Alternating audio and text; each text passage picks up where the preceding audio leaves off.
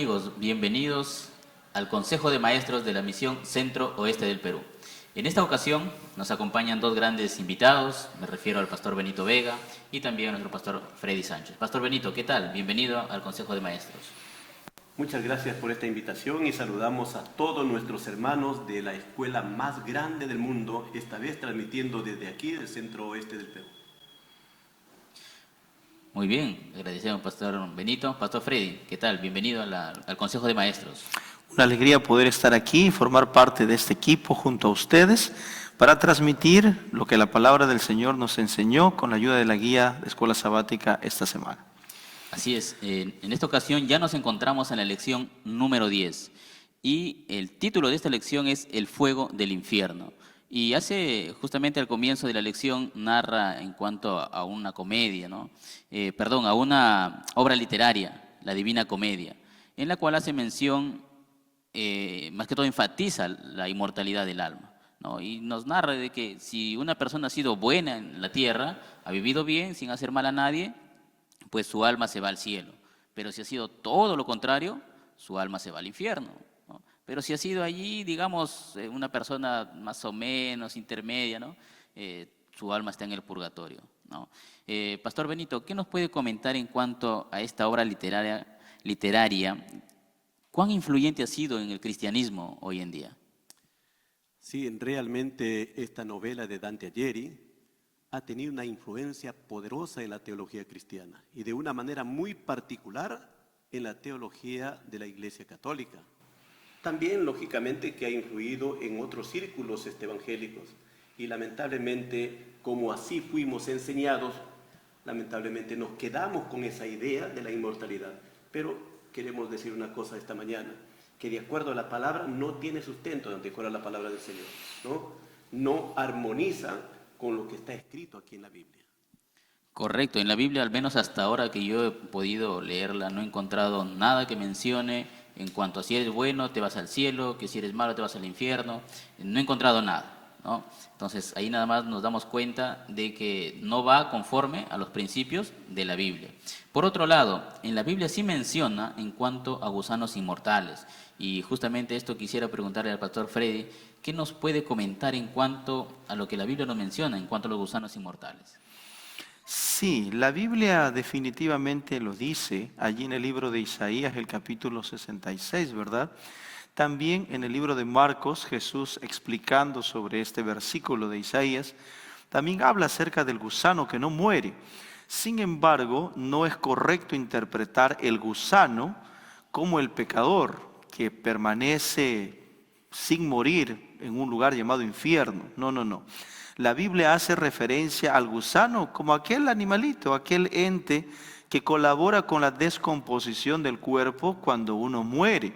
Y definitivamente cuando el cuerpo termina de descomponerse, allí terminó la historia. La referencia a nunca muere no es que para siempre vive comiéndose, allí sufriendo, sino que una vez que se termina de comer ya nunca más. Eso habla la referencia a que nunca muere porque dejará de ser para siempre. De eso habla la Biblia. Muy bien, ya hemos visto en cuanto a lo que la Biblia nos habla en cuanto al gusano eterno, ¿no? Y también en la lección de esta semana nos habla en cuanto a un castigo eterno, a un fuego eterno, ¿no? Que se menciona en la Biblia, no en la Biblia, sino en la lección lo menciona, de que va a haber un castigo eterno, juntamente con un fuego eterno, ¿no? Para aquellos que están en el infierno. ¿Es cierto, Pastor Benito, esto en cuanto al fuego eterno que menciona en la Biblia? Mira, Gerson, tú puedes pensar de que Dios es un Dios sádico, que deja que sus criaturas estén ardiendo por toda la eternidad. No, Dios es un Dios de amor. Y sabes de que cuando habla aquí de este fuego que nunca se apaga, o de este fuego eterno, está hablando en varios contextos. Por ejemplo, Sodoma y Gomorra. La calidad de fuego que destruyó esas ciudades vino de Dios. Y lo que viene de Dios es eterno. Y en este caso, esas ciudades fueron destruidas, pero hoy no siguen ardiendo. Claro. Entonces, no está hablándonos de algo que es perpetuo, que continúa. No podríamos pensar en un Dios que se deleita viendo a su creación, que está muriendo y no muere, que se revuelcan, se retuercen de dolor. No. Entonces este fuego eterno, por otro lado, solamente arde mientras hay combustible. Una idea, un fosforito. Lo prendemos, el fuego va consumiendo el palito y allí arde y arde y arde. Pero una vez que se acabó el combustible, se acabó el palito, el fuego se extinguió. Me gustaría de pronto agregar allí, es verdad que textos como Mateo allí que hablan de serán echados al fuego del infierno, o Apocalipsis 14, hablando acerca de los que adoran a la bestia y a su imagen, que dice que arderán en el lago de fuego o en el fuego eterno. Pero, como lo mencionaba el pastor Benito, leemos también textos ahí en Malaquías capítulo 4, versículo 1, por ejemplo, que los pecadores, interpretados y mencionados aquí como los soberbios, los malhechores, serán estopa. Ese día arderá y no quedará ni raíz ni rama. Entonces, la Biblia no se contradice. Entonces el fuego eterno es eterno en sus consecuencias, no en que va a estar todo el tiempo consumiéndose, sino que una vez que se consuma, nunca más volverá a existir. Correcto, correcto. Entonces hasta ahí vamos teniendo ya la idea clara de que no es que vamos a arder por toda la eternidad, ¿no? Sino que es solamente algo en cuanto a las consecuencias, como lo acaba de mencionar nuestro pastor Freddy. Y miren, la lección de esta semana también nos menciona de que la Iglesia Católica pues sostiene que los muertos que no merecen, en este caso, el infierno, hay un lugar específico, ¿no? O sea, si no van al cielo, no van al infierno, pero hay un lugar específico en el, bueno, la Iglesia Católica sostiene que lo llaman como purgatorio, ¿no? Es allí van todos aquellos que necesitan de cierta manera purgar sus pecados, ¿no?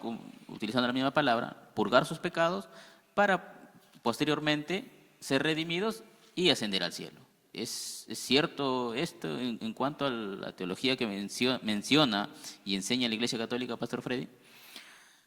No puede ser cierto porque cuando nosotros leemos textos como Eclesiastés, el capítulo 9 y el versículo 10, apreciados amigos, hermanos, encontramos la referencia de que todo lo que hoy te venga a la mano para hacer, hazlo según tu fuerza, porque en el sepulcro a donde tú vas no hay obra, ni trabajo, ni ciencia, ni sabiduría. Entonces, si la Biblia dice que cuando uno muere no puede hacer nada, ¿cómo es que anda en un lugar intermediario luchando por ser mejor? No hay, simplemente todo acaba, todo perece pensamientos, perece todo. Entonces no puede haber, ¿no? Y si leemos otras referencias como Ezequiel 18, cuando habla de que el alma que pecare, esa morirá completamente, entonces no podemos pensar en una existencia entre la vida en el cielo o la vida en el infierno, en una existencia intermedia luchando por ser mejor. No, no explica la Biblia eso, por lo tanto no tiene esa postura teológica, no tiene sustento bíblico. Sí, además tenemos que tener en cuenta que de alguna manera la Iglesia, pues, vamos a decirlo así, entre comillas, inventó esta filosofía del purgatorio, porque entonces, como Texel, por ejemplo, iban de lugar en lugar, y entonces decía, mira, tu alma está purgando, no sabemos cuánto tiempo, aún hasta del infierno, y para librarlo necesitas entonces dar tus ofrendas. Mientras más dinero das, cuando tus monedas caen en el fondo de mi saco, volando sale el alma, ¿no? Era una manera que se creó para recolectar dinero, ¿no? Pero como ya lo explicó el pastor, esta teoría no va pues con la cosmovisión bíblica que nos presenta la palabra del Señor, ¿no? Muy bien, justamente eso me hace pensar, ¿no? En cuanto cómo es que anteriormente la Iglesia negociaba con la salvación, ¿no? O sea, me pongo a pensar y digo, las personas que tenían dinero, pues ellas podían pagar supuestamente, entre comillas, su salvación, ¿no? Pero las personas que no tenían, entre comillas, se iban a perder porque no podían pagar vamos a decirlo, para que puedan ser salvados, ¿no? Para que puedan ser perdonados sus pecados. Y el punto principal aquí, Gerson, hablando sobre ese tema, no es el dinero que de pronto se recaudaba, sino el miedo que se infundía al usar esta doctrina, ¿no? O sea, se usaba esta doctrina, se están quemando, están allí ardiendo, ¿no? La idea de un Dios que consume al pecador allí como un medio para motivar al pueblo a que reaccione con sus recursos, ¿no? Pero definitivamente la Biblia no enseña eso, ¿no? Y además, Gerson, una cosa importante que hay que tener en cuenta. Esto contradice la cosmovisión bíblica que dice allí la palabra del Señor, que está establecido que los hombres mueran una vez. Después de esto, el juicio. Entonces significa que hoy tenemos la oportunidad de tomar la decisión de aceptar a Cristo o rechazarlo. Cual sea tu decisión, lo determina ahora. No hay una segunda oportunidad. Correcto, y justamente yo me ponía a meditar en ello, ¿no?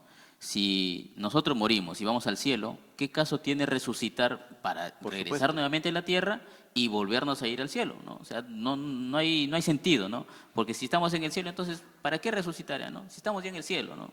Entonces, ahí vemos una contradicción con la Biblia, ¿no? Y justamente a ese punto quería llegar en cuanto a la cosmovisión bíblica, que la doctrina bíblica de la inmortalidad pues del ser humano, más que todo, nosotros sabemos que fuimos creados para vivir eternamente, ¿no? Y a raíz del pecado nosotros ya conocemos cuáles son las consecuencias, ¿no?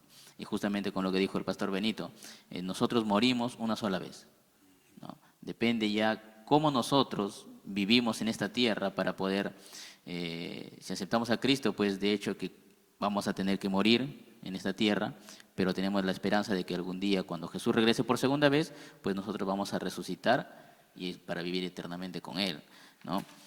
Y en esta semana, pues, hay muchas cosas en las que nosotros hemos estudiado en cuanto a cosas simbólicas, cosas literales, y más que todo quiero enfatizar en cuanto al paraíso que enseña, ¿no?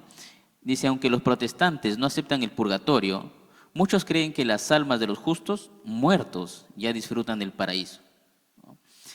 En esta ocasión, cualquiera sea, digamos, el estado metafísico de los muertos, ya sea, si es que están según la doctrina que se enseña esta semana, ya sea que están en el cielo o en el infierno, ninguna de ellas va conforme a la Biblia. Y nosotros tenemos que regirnos todo lo que dice la Biblia.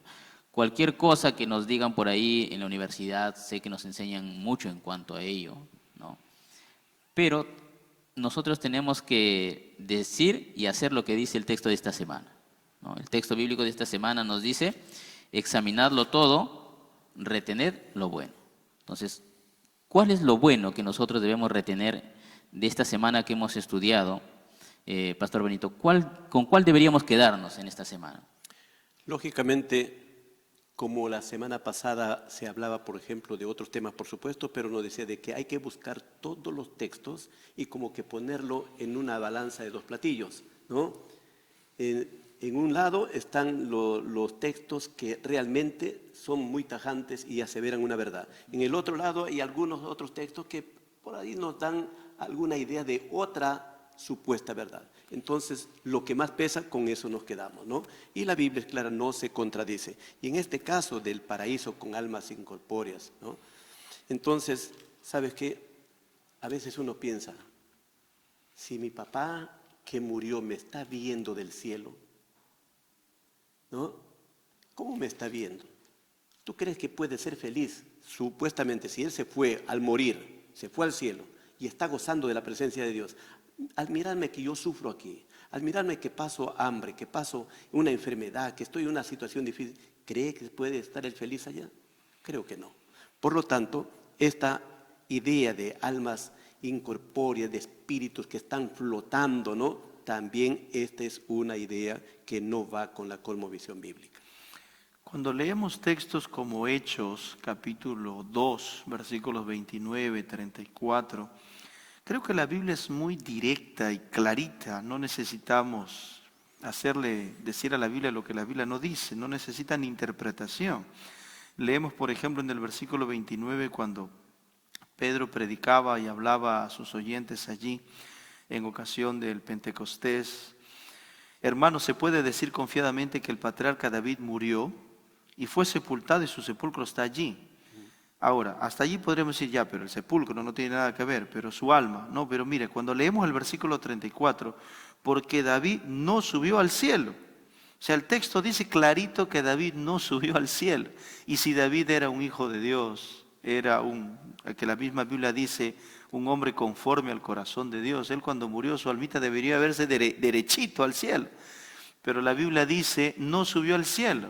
Y allí está. Entonces, ¿para qué está guardado? Para el día de la resurrección. Primera de Corintios capítulo 15 habla acerca de la gloriosa mañana de la resurrección, cuando el cuerpo que se haya descompuesto, como ya lo dijimos, por los gusanos que descompondrán el cuerpo, volverán a la vida en el proceso que se llama la resurrección. Juan 5 dice que el Señor dará su voz y los que oyeren resucitarán para vida eterna, ¿verdad? Y no tendría sentido creer que ya el bueno esté en el cielo o el malo esté en el infierno. No tendría sentido creer entonces en una segunda venida, Pastor Benito, porque entonces, ¿qué va a hacer Jesús? Yo lo digo así, ¿no? Yo de pronto diría, ¿qué haría Jesús? Cuando Él volvería, ¿para qué volvería? Para decirle al que está arriba, hey, baja, y al que está abajo, hey, súbete, porque yo creo que no tendría sentido esa doctrina, ¿verdad? No tiene fundamento bíblico. Claro, muy bien. Y justamente la lección de esta semana nos muestra de que en el cielo hay personas vivas, ¿no? Pero solamente hay, digamos, casos específicos. En el caso de Enoc, por ejemplo, nosotros sabemos que él fue trasladado vivo, ¿no? Sí. Trasladado vivo. Y Enoc y Elías. Enoc y Elías, ¿no? Dos personas que fueron trasladadas en vida, ¿no? Entonces, la lección de esta semana ha sido muy interesante. Lamentablemente el tiempo es corto para poder explayarnos más. Y solamente quisiera terminar con esto, ¿no? La vida de Moisés prácticamente, o cómo murió, representa la vida, cómo vamos a ser nosotros, ¿no? Vamos a morir, ¿no? Y cuando venga Jesucristo, vamos a resucitar para ser llevados al cielo. Entonces, en esta semana nosotros hemos estudiado una lección muy hermosa, en la cual hemos aprendido de que realmente las teorías que se enseñan por allí, y vamos a enfatizar más que todo la teoría de Dante Alighieri, ¿no? Es totalmente falsa, ¿no? Entonces, con eso nos quedamos en esta semana. Agradecemos al Pastor Freddy, Pastor Benito por su compañía en esta semana para poder debatir la lección número 10. Y ahora sí vamos a dar el pase a Leslie, que tiene muchos puntos que comentarnos en cuanto a esta semana. Adelante, Leslie.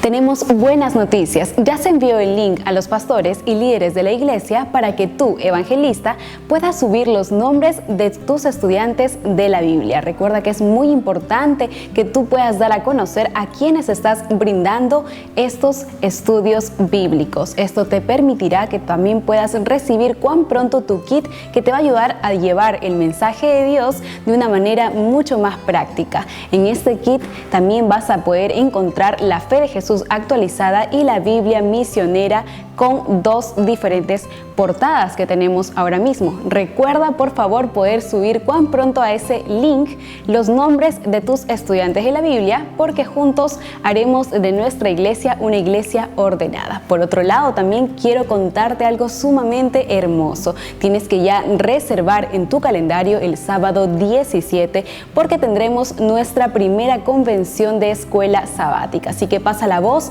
allí a los directivos de tu grupo pequeño de tu escuela sabática, líder de tu grupo pequeño también, para que puedan reservar esta fecha ya en su calendario. A las 2:30 de la tarde vamos a tener nuestra convención, y estate atento porque mediante tu pastor vas a poder enterarte en qué lugar se va a estar desarrollando. Que sigas compartiendo el amor de Dios a más personas.